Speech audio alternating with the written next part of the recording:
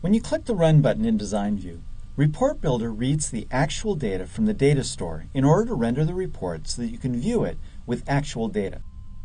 It connects to the data source you specified and caches the data, then combines the data and layout to render the report. You can go back and forth as much as you like between design and preview. Now this is convenient for developing a report, but it can be a painfully slow process. If the data set uses a complex query that takes time to execute in a database, as one example, you might have a significant wait for the report preview. In older versions of reporting services, you just had to suck it up and bear the wait, perhaps by answering emails, reading blogs, or polishing your juggling skills. But newer versions of Report Builder greatly enhances report preview by using something called edit sessions when you connect it to a report server.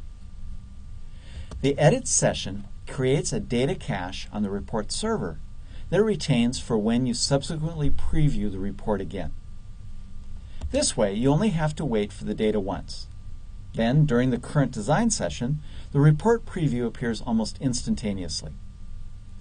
As long as you don't make any changes to the data set or any report changes that affect the data, report previewing will use the cached data. If you ever need to use fresh data, you can preview the report and click the Refresh button in the Preview toolbar within Report Builder. Now, Report Builder creates an edit session the first time you preview the report and lasts for 2 hours by default, and is reset to 2 hours every time you preview the report.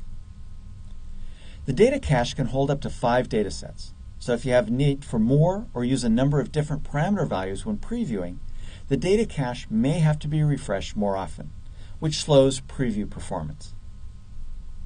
You don't have any access to the underlying edit sessions that Report Builder uses to enhance preview performance, and the only properties that you can tweak to affect its behavior is to change the length of an edit session and the number of data sets stored.